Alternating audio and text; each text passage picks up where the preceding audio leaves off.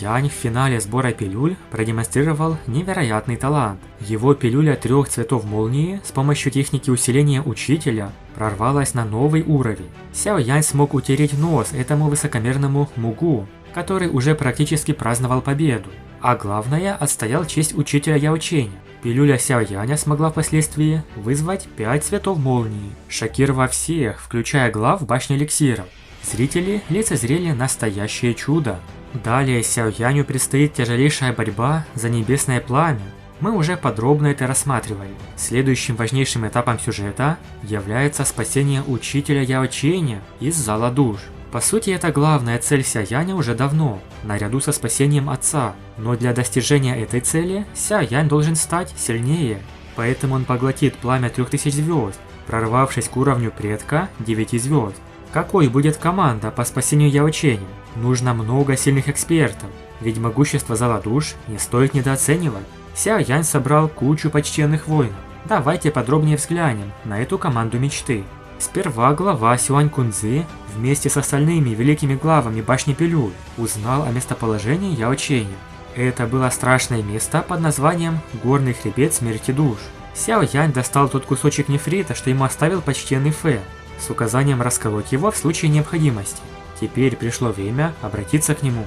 Поглотив пламя 3000 звезд и получив информацию об учителе, Сяо Янь соберет всех своих соратников и начнет операцию по спасению. Спустя некоторое время прибыл почтенный Фэн, давний друг Яо Ченя. Представьте, как он удивился, увидев, что Сяо Янь теперь на уровне предка 9 звезд. Хотя не очень давно, во время их предыдущей встречи, он был лишь на 1 звезде. Вместе с почтенным Фэном прибыл и другой сильный эксперт, Тэ Цзянь по прозвищу Металлический Меч. Он также хороший друг Яо Ченя и обязан ему за прошлую помощь. Не стоит его путать с главой павильона мечей. Его тоже зовут почтенный Цзянь, но это совершенно разные личности. Тэ Цзянь окажет большую помощь в спасении учителя, поскольку является почтенным воином 2 звезд, однако обладает очень могущественной аурой. Почтенный Фэн и Тэ Цзянь вдвоем поразились силе Сяо Яня. В их глазах даже можно было заметить шок. Ранее Фэн Сянь рассказал в деталях Тэ Цзяню о Сяо Яне. Понятно, насколько высоко он оценивает личного ученика Яо Ченя. Первоначально почтенный Тэ Цзянь не особо рассчитывал на парня, но когда он с ним встретился, то понял, насколько выдающийся потенциал может оказаться у этого мальчишки. Кроме того, почтенный Фэн позвал и других товарищей, но некоторые друзья прошлого решили сразу же отказаться, как только услышали, что миссия заключается в нападении на Зал Душ. У тех людей за спинами стояли собственные фракции, и они опасались, что, обидев Зал Душ, их кланы обратятся в реку крови. Почтенный Тэ Цзянь одинок и не связан ни с какими фракциями. Он сам проявил инициативу, когда услышал о намерении спасти Яо Ченя. Хотите смотреть любимые аниме в отличном качестве? Загляните на Konoha TV. Здесь все новинки аниме, быстрая загрузка и удобный интерфейс. Окунитесь в мир аниме прямо сейчас. Ссылочка в закрепленном комментарии. Сюань Кунцзы и другие главы, естественно, не могли оставить свой пост, так как несут ответственность за защиту башни эликсиров. Но они оказали неоценимую помощь в сборе всей необходимой информации об этом отделении Зала Душ, что охранял Яо Ченя. Великие главы башни Пилюль передали Сяо Яню карту Горного хребта смерти душ, которая могла помочь ему и его группе сориентироваться в опасной местности. Получив всю необходимую информацию, Сяо Янь приступил к подготовке. Итого, что у нас получается? Собралась неплохая команда. Целых 5 экспертов уровня почтенного воина. Фэн Сянь на 4 звезде почтенного воина, Металлический меч Тэ Цзянь на 2 звезде почтенного воина, Яо Тяньхо, 3 звезда почтенного воина. Поскольку Сяо Янь приготовил накануне пилюлю, что смогла вернуть большую часть его прежних сил. Напомню, что при жизни Яо Тяньхо находился на 5 звезде почтенного воина. Сяо Исянь уже почти 4 звезда почтенного воина.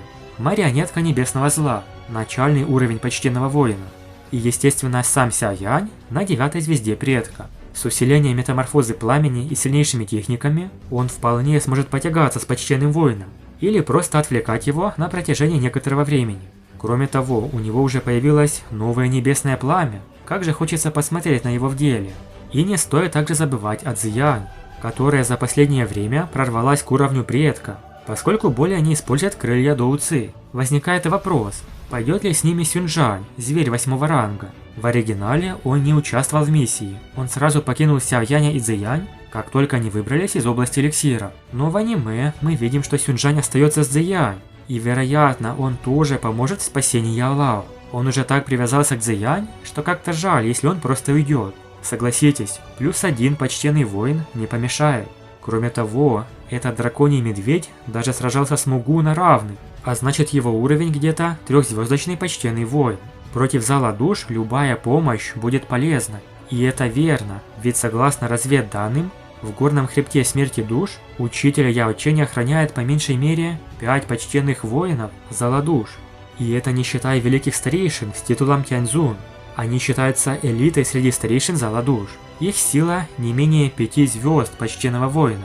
В группе Сяояня нет таких экспертов. Самый сильный почтенный Фэн на 4-й звезде. Именно он, как старший и самый опытный, возглавил отряд вместе с Сяоянем, направившись в это жуткое место, тюрьму, где находился Яо Чэнь. 6 долгих лет прошло с тех пор, как Яолао оказался в плену. Хотя Сяоянь знал, что жизни учителя ничего не угрожает, мысль о его страданиях все это время терзала душу. Вся мощь Сяояня стала возможной благодаря наставлениям учителя. Тот был не просто учителем, но и путеводной звездой в его жизни. Поэтому, если дело касалось Яолао, парень готов был рискнуть всем, что у него было. Зал душ недавно переместил учителя в горный хребет смерти душ. Опасное и труднопроходимое место, окутанное холодным туманом. Это означало, что времени мало и действовать нужно быстро, чтобы избежать новых перемещений. Было решено начать операцию уже на следующий день. Несмотря на торопливость, все понимали, что внезапность – их главное оружие. После стольких лет Сяоянь наконец выполнил свои обещания. Как же мы ждем эту главу сюжета аниме по спасению учителя. Большое спасибо за просмотр. Напишите в комментариях, как вы думаете, достаточно ли этой группы для спасения Яо Чэня, а также ждете ли вы эти крутые моменты в аниме. Подписывайтесь на YouTube канал, а также Telegram Киномикс. Ставьте лайк и всем пока.